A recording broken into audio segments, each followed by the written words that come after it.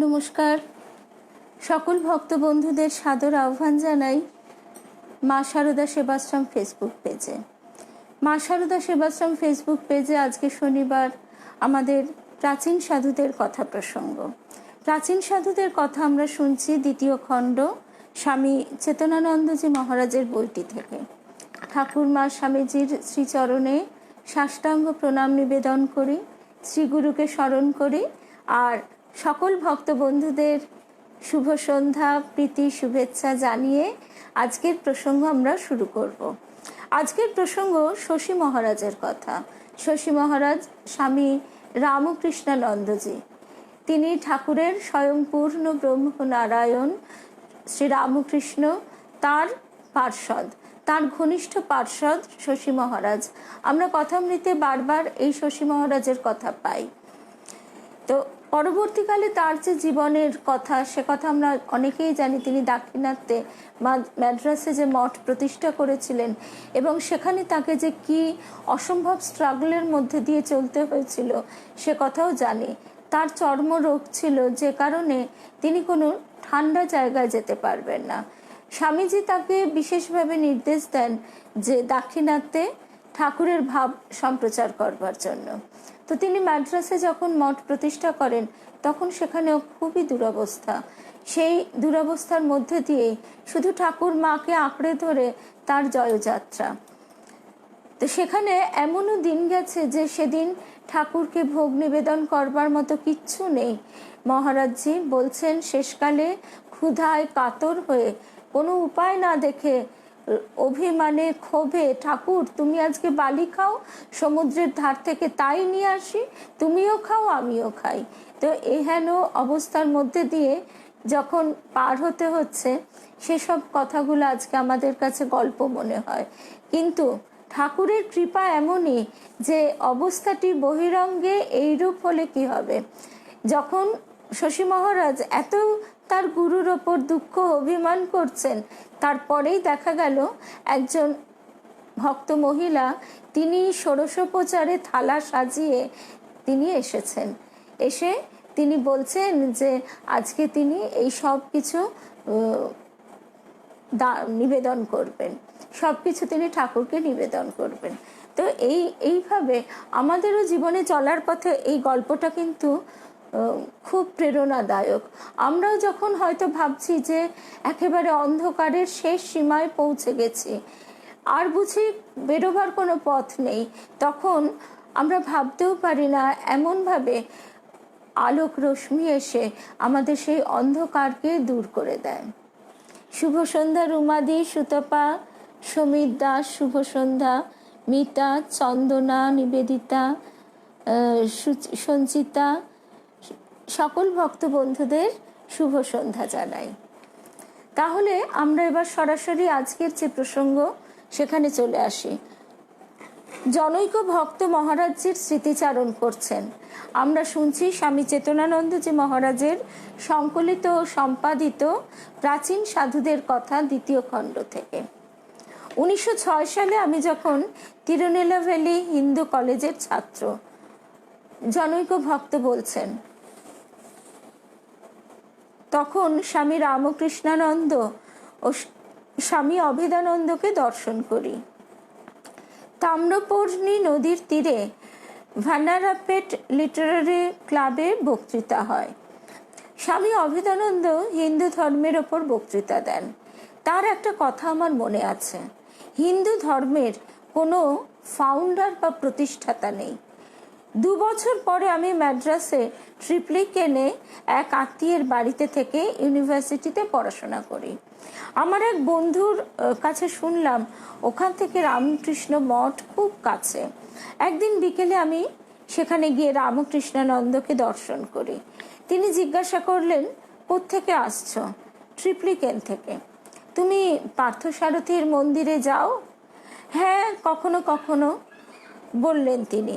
তখন মহারাজ জোর গলায় বললেন, দেখো, পার্থসারথী কেবলমাত্র একটি বিগ্রহ মাত্র নয়, পার্থসারথী স্বয়ং শ্রীকৃষ্ণ, পার্থের যিনি সারথী রূপে আমাদের গীতার শ্লোকগুলি উপদেশ দিচ্ছেন, গীতার কথাগুলি আমাদের জীবন গঠনের, আত্মগঠনের এক আশ্চর্য উপায়, পদ্ধতি। সেই পদ্ধতি অবলম্বন করলে আমরা যেভাবে আমাদের নিজেদের সমস্ত জীবত্বকে অতিক্রম করতে পারি, সে কথা আর বলবার অপেক্ষা রাখে না। গীতা পাঠ, অভ্যাস এবং অনুশীলনের জন্য, শুধুমাত্র পুজো করবার জন্য নয়। তো সেই পার্থসারথী মহারাজ স্বামী রামকৃষ্ণানন্দ বলছেন, দেখো, পার্থসারথী কেবলমাত্র একটি বিগ্রহ মাত্র নয়,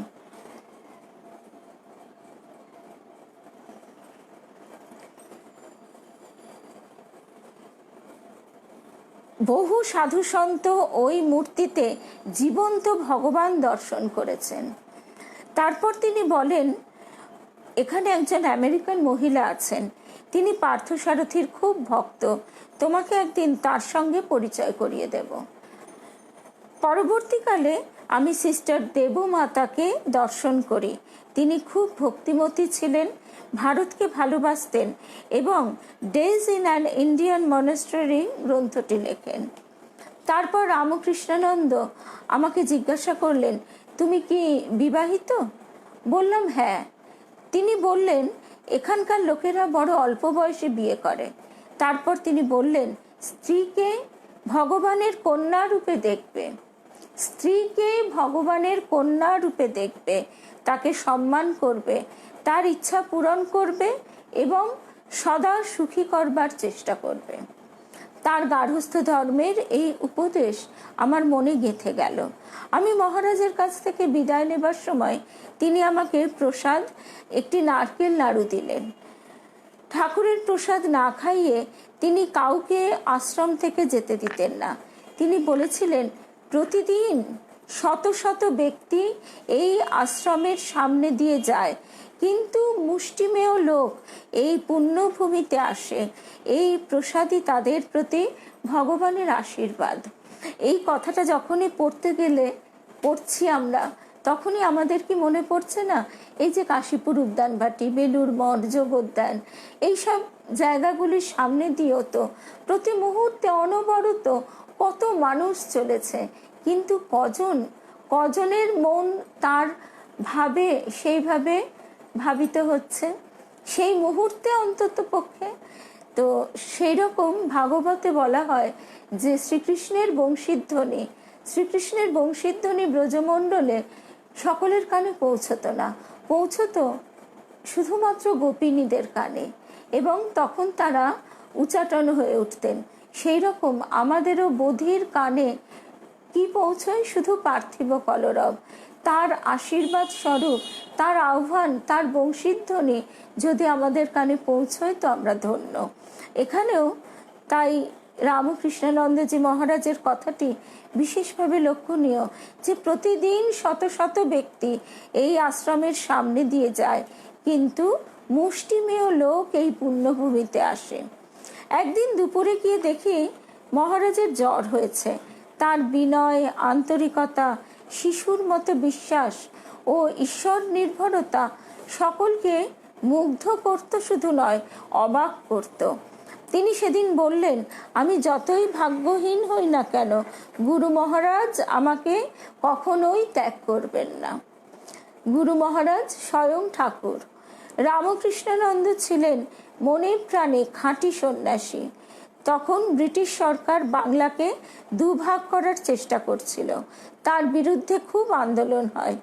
মাদ্রাজ মঠের একজন যুবক সাধু বঙ্গভঙ্গের প্রতিবাদে অনশন শুরু করেন। মহারাজ এই সাধুকে ওইসব রাজনৈতিক ব্যাপার থেকে মুক্ত হওয়ার উপদেশ দেন, কিন্তু তার জেদ ভাঙল না। মহারাজ তখন দৃঢ়ভাবে বললেন, তুমি যদি আমার কথা না শোনো, তোমার টিফিন নিয়ে আশ্রম থেকে বেরিয়ে যাও।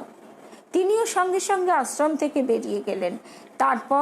তারপর তিনি নিজের ভুল বুঝতে পেরে ফিরে এসে মহারাজকে প্রণাম করে ক্ষমা চাইলেন এবং অন্ন গ্রহণ করলেন।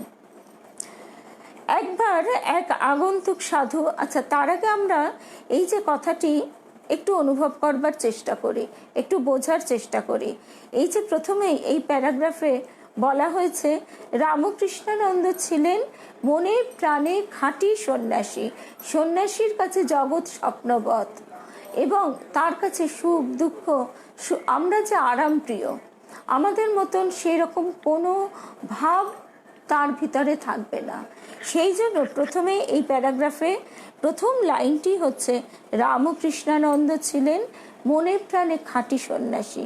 তাই যখন এই ভারতের স্বাধীনতা আন্দোলন চলছে এবং তার মঠের একজন সন্ন্যাসী তাতে রিয়্যাক্ট করছেন, সেই ক্ষেত্রেও কিন্তু তিনি সম্পূর্ণ উদাসীন। তার বক্তব্য যে তুমি যখন এই পথে এসেছো তখন তুমি এই পথেই পূর্ণাহুতি দাও নিজের। একবার এক আগন্তুক একজন সাধুর খাট বিছানা দেখে মন্তব্য করেন, এই কি সাধুর তপস্যা। সাধু তা শুনে শশী মহারাজকে ওই মন্তব্যটি জানালেন। মহারাজ তক্ষুনি তাকে বললেন, তুমি ওই লোকটিকে বলো যে গুরু মহারাজ আমাদের হয়ে সকলের জন্য প্রচুর তপস্যা করে গিয়েছেন, সুতরাং আমাদের আর তপস্যা করার প্রয়োজন নেই। শুভ সন্ধ্যা মধুরিমাদি। তুমি একটু দেরি করে ফেললে আমরা মোটামুটি আজকে আমাদের যে প্রসঙ্গ তার মাঝামাঝি জায়গায় এসে গেছি। প্রসঙ্গটি খুব ছোট কিন্তু ততটাই গভীর। তো একবার এক আগন্তুক একজন সাধুর খাট বিছানা দেখে মন্তব্য করে, এই কি সাধুর তপস্যা। সাধু তা শুনে শশী মহারাজকে ওই মন্তব্যটি জানালেন। মহারাজ তক্ষুনি তাকে বললেন, তুমি ওই লোকটিকে বলো যে গুরু মহারাজ আমাদের সকলের হয়ে প্রচুর তপস্যা করে গিয়েছেন, সুতরাং আমাদের আর তপস্যার প্রয়োজন নেই। শশী মহারাজের সারা জীবনটাই ছিল তপস্যাময়।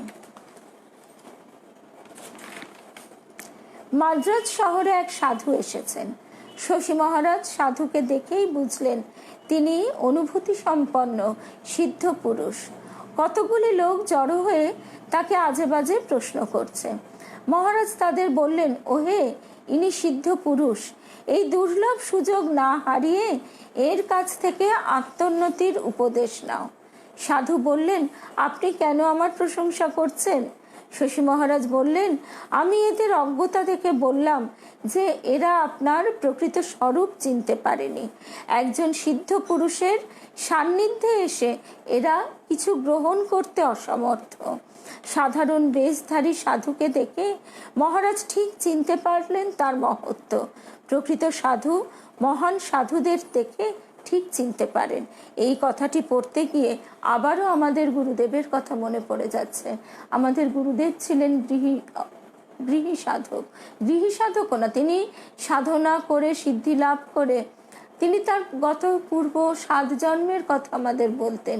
তো সেই প্রত্যেকটি সাধন জীবন অতিক্রম করে তিনি এই শেষ জন্মে ঠাকুর শ্রী রামকৃষ্ণকে গুরু রূপে লাভ করেছিলেন। তার সাক্ষাৎ দর্শন লাভ করেছিলেন সূক্ষ্ম দেহে, এবং যখনই তিনি ঠাকুরের সান্নিধ্য লাভ করতেন, দেবী মা ঠাকুরের সান্নিধ্য লাভ করতেন, তখনই আমরা কথাগুলো শুনতাম, আমাদের অনেক জিজ্ঞাসার উত্তরও পেতাম। কিন্তু ওই হচ্ছে আশ্চর্য যে আমরা আজে বাজে নানান রকম কথা বলতাম, সংসারের কথা, এ কথা ও কথা। কখনোই আমরা আত্মোন্নতির উপদেশ চাইনি। কিন্তু গুরু কৃপা এমনই যে গুরুদেব আমরা না চাইতেই কৃপা করে আমাদের আত্মোন্নতির উপদেশ, আশীর্বাদ দিয়ে গেছেন। উপদেশ তো পরের কথা, আশীর্বাদ, গুরু শক্তি কিভাবে ক্রিয়াশীল হয়। গুরু শক্তি আমাদের ভিতরে, প্রত্যেকের ভিতরে ক্রিয়াশীল হয় যদি গুরুর প্রতি আমাদের এতটুকু ভালোবাসা থাকে। তো গুরুদেব বলতেন, তোদের মনের ঘরে আমি ঝাঁট দিই। তো এবার আমরা চলে আসি, এবং এই অবস্থাটিকে বলা হয় সাম্ভবী দীক্ষা। অর্থাৎ গুরু তিনি কৃপা পরবশ হয়ে শিষ্যের ভিতরে শক্তি সঞ্চার করতে পারেন। শ্রী রামকৃষ্ণ লীলা প্রসঙ্গে এই সাম্ভবী দীক্ষার কথা উল্লেখ করা আছে। তারপর সময় ও অবস্থা অনুযায়ী শশী মহারাজ সুন্দর সুন্দর গল্প বলতেন, কিভাবে দৃঢ়বদ্ধ কুঅভ্যাস ত্যাগ করা যায়। কিভাবে দৃঢ়বদ্ধ কুঅভ্যাস ত্যাগ করা যায় সেই প্রসঙ্গে শশী মহারাজের গল্পটি হচ্ছে এইরকম। এক ব্যক্তি ছিল আফিমখোর। এই বদ অভ্যাসের মারাত্মক ফলের কথা চিন্তা করে সে গুরুর কাছে সব নিবেদন করলো। গুরু কোনো নীতি উপদেশ না দিয়ে বা গালমন্দ না করে জিজ্ঞাসা করলেন, তুমি প্রতিদিন কতটা আফিম খাও? তা জানার পর তিনি আফিমের সমওজনের এক খণ্ড খড়ি এনে বললেন, আফিম বন্ধ করো না, প্রতিদিন এই খড়ির মাপে আফিম খেয়ে যাও। আফিম সেবনের পর একটা কালো দেওয়ালে ওই খড়ি দিয়ে একটা লাইন টানবে, আর কিছু করতে হবে না। শিষ্য আশ্বস্ত ও খুশি হয়ে কয়েক মাস গুরুর উপদেশ পালন করলো। ক্রমশ খড়ির ঢেলাটা ওজনে ও আকারে কমতে কমতে নিঃশেষ হয়ে গেল। অজ্ঞাতসারে আফিমের মাত্রাও কমতে কমতে শিষ্যের শরীর ও মন তার আফিমের অভাব বোধ করল না। ভূয়দর্শী গুরু এইভাবেই শিষ্যদের শিক্ষা দেন। কি অদ্ভুত এবং আশ্চর্য গল্পটা, যে ওই কিন্তু গুরুর প্রতি আফিম খাওয়া ছাড়তে হবে না, তুমি শুধু এই যে খড়িটা দিলাম, এই খড়ির মাপের আফিম খাবে, আর কালো দেয়ালে ওই খড়ি দিয়ে একটা লাইন টানবে। ধীরে অথচ দৃঢ়ভাবে শিষ্যের ভিতর থেকে তিনি সেই আফিমের পরিমাণটি কমাতে কমাতে একেবারে নিঃশেষ করে দিলেন। তেমনি আমাদেরও ঠাকুরের এই কথাটা অদ্ভুতভাবে স্মরণে এসে গেল, যে ঠাকুর আমাদের কোনোদিনই কোনো কিছু হঠাৎ করে এই মুহূর্তে ত্যাগ করে ফেলো বলেননি। ত্যাগ নিশ্চয়ই গুরুর তো স্বয়ং ভগবান, কিন্তু বহু সময় আমাদের আবার সে বোধটা থাকে না। আবার কি হয়, এই যে আধ্যাত্মিকতার জগতে অনেক ভণ্ডামি আছে, সেক্ষেত্রে আমরা গুরুকে ভগবান জ্ঞানে নিজেদের বিচার বুদ্ধিও হারিয়ে ফেলি। এই এক অদ্ভুত জায়গা, নিজেদের বিচার বুদ্ধি পুরুষকার এইটিকেও বিসর্জন দিলে কিন্তু হবে না। গীতায় সেই জন্য বারবার শ্রীকৃষ্ণ বলছেন, আগে তুমি নিজেকে উপযুক্ত করো। তারপর আমরা যে কথা শুনছিলাম সেই কথায় ফিরে আসি, যে শশী মহারাজ একবার ত্রিবান্দ্রম যান। এক ভক্ত মহিলা তাকে খাওয়ার নিমন্ত্রণ করেন। তিনি নানা রকম রান্না করেছেন। মহারাজ তাকে বললেন, তোমার সব রকম রান্না আমার এই কলা পাতার ওপর একসঙ্গে পরিবেশন করো, একটা একটা করে পরিবেশন করা চলবে না। মহিলাটি মহারাজের পাতায় সব কিছু বেশি বেশি করে দিলেন। মহারাজ জিজ্ঞাসা করলেন, সব দেওয়া হয়েছে তো? তার সম্মতি জেনে মহারাজ আহুতি মন্ত্র উচ্চারণ করে খেতে শুরু করলেন। হঠাৎ ওই মহিলার মনে পড়ল যে ঘি দেওয়া হয়নি, খেতে পারি না। তো সুতরাং আমাদের গুরুকে ভগবান জ্ঞান করা আর যথার্থ ভগবান জ্ঞান করার মধ্যে এই এতটাই তফাৎ। গল্পটা ঠিক সঙ্গে সঙ্গেই এসে গেল। শশী মহারাজ একদিন ত্রিবান্দ্রমে পদ্মনাভ স্বামীর মন্দিরে যান। ত্রিবান্দ্রমের এখন পদ্মনাভ স্বামী অর্থাৎ নারায়ণ বিষ্ণুর মন্দির। ত্রিবান্দ্রমের এখন নাম হচ্ছে তিরুবনন্তপুরম। যারাই কেরালা ভ্রমণে যান তাদেরই এই পদ্মনাভ স্বামীর মন্দিরে তো সবাই তারা গেছেন। গর্ভ মন্দিরে প্রবেশকালে পুরোহিত তাকে জিজ্ঞাসা করছেন, আপনি কি ব্রাহ্মণ? কোনো উত্তর না দিয়ে মহারাজ গম্ভীরভাবে এই স্তোত্র আবৃত্তি করলেন, নাহং মনুষ্য না চা দেবয়ক্ষৌ না ব্রাহ্মণ ক্ষত্রিয় বৈশ্য শূদ্র না ব্রহ্মচারী না গৃহী বনস্থ ভিক্ষুর না চাহং নিজ বোধ স্বরূপ। অর্থাৎ আমি মানুষ, দেবতা, যক্ষ নই, ব্রাহ্মণ, ক্ষত্রিয়, বৈশ্য, শূদ্র নই, আমি ব্রহ্মচারী, গৃহী, বানপ্রস্থী ও সন্ন্যাসী নই, আমি নিজ বোধ স্বরূপ আত্মা। তার সৌম্য মূর্তি ও অনুভূতিময় আবৃত্তি শুনে পুরোহিত আর কোনো কথাও বললেন না, বাধাও দিলেন না। একদিন মাদ্রাজ মঠের প্রাঙ্গণে চোরকাঁটা দেখে মহারাজ এক সাধুকে বললেন, এখনই এই চোরকাঁটা তুলে ফেলো। তিনি নিজেও যোগ দিলেন। সাধু চোরকাঁটা টেনে তুলতে লাগলো, আর মহারাজ সেগুলি একটা তোয়ালেতে রাখতে লাগলেন। তারপর ওই চোরকাঁটা তোলার রহস্য প্রকাশ করে বললেন, দেখো, আমি ঠাকুরকে এখানে বেড়াতে দেখেছি। ওই চোরকাঁটাগুলি তার পাকে ক্ষতবিক্ষত করছিল। আজকে আমরা তাহলে বুঝতে পারছি যে ঠাকুরের লীলা অনুধ্যানের সঙ্গে সঙ্গে কেন তার পার্শ্বদের লীলা অনুধ্যান করা এত গুরুত্বপূর্ণ। আজকে যখন এই ঘটনাটি শুনছি, তখন আবারও আমাদের গুরুদেবের কথা মনে পড়ে যাচ্ছে। দেবীমা বলতেন যে তোমাদের গুরুদেব যখন তোমাদের নিয়ে এখানে হরিনাম করছিলেন, তখন ঠাকুরের সেখানে দাঁড়িয়ে যে পরিপূর্ণতা প্রয়োজন সেই হয়নি। বিশ্বাসের যে পরিপূর্ণতা, যে বিশ্বাসে আমরা যথার্থ উপলব্ধি করতে পারি যে ঠাকুর এইভাবে এখানে এসে দাঁড়িয়ে আমাদের আশীর্বাদ করেছেন, সে বিশ্বাসও হয়নি। কিন্তু হ্যাঁ, অবিশ্বাসও হয়নি। ওই যে একটা ভাষা ভাষা ভাব, ওই ভাবটি নয়, এই দৃঢ় বিশ্বাস, এই বোধে বোধ, এই গভীর উপলব্ধিকেই মা বলছেন, বিশ্বাস এলো তো হয়েই গেল। ঠাকুরের এই কথাটি অদ্ভুত সুন্দর। শশী মহারাজ বলছেন, দেখো, আমি ঠাকুরকে এখানে বেড়াতে দেখেছি। ওই চোরকাঁটাগুলি তার পাকে ক্ষতবিক্ষত করছিল। মাদ্রাজে এক যুবকের স্ত্রী দুটি শিশু সন্তান রেখে মারা গেছে। শোকে দুঃখে কাতর হয়ে যুবকটি শশী মহারাজের কাছে সান্ত্বনার জন্য আসে। তার করুণ কাহিনী শুনে মহারাজ সহানুভূতির সুরে বললেন, দেখো, ভগবান একটা জীবকে নিয়ে নিলেন, আবার সেই জীবের মাধ্যমে তোমাকে দুটি জীব দিলেন। সুতরাং ভগবানের কাছে তোমার কৃতজ্ঞ থাকা উচিত। মাদ্রাজে এক যুবকের স্ত্রী দুটি শিশু সন্তান রেখে মারা গিয়েছে।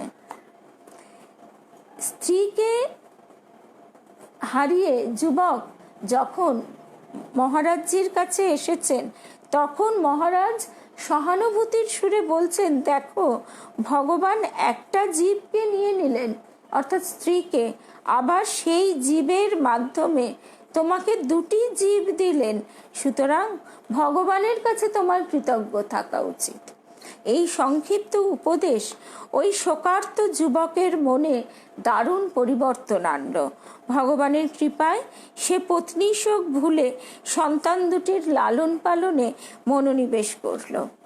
মাদ্রাজ মঠে এক প্রৌঢ় ব্যক্তি শশী মহারাজকে বললেন, সব শাস্ত্রে দেখা যায় মেয়েদেরই সব দোষ। তারা পুরুষদের প্রলোভিত করে তাদের পতন ঘটায়। এসব শাস্ত্র পুরুষরা লিখেছে। মেয়েরা যদি শাস্ত্র লিখত, তবে দেখা যেত সব দোষ পুরুষদের। শশী মহারাজ একটু হেসে বললেন, দেখুন, ঠাকুর পুরুষ ভক্তদের সাবধান করে বলেছেন কামিনী কাঞ্চন থেকে দূরে থাকতে, আবার ভক্ত মহিলাদের বলেছেন পুরুষ কাঞ্চন থেকে সাবধান হতে। প্রৌঢ় ভদ্রলোক মহারাজের এই ব্যাখ্যায় অবাক হলেন এবং সন্তুষ্ট হয়ে ফিরে গেলেন। এই যে নারী পুরুষের পারস্পরিক আকর্ষণ, এই আকর্ষণই মায়ার খেলার এক বিষম অস্ত্র। তো সুতরাং এই দুপক্ষকেই সচেতন এবং সাবধান হতে হবে।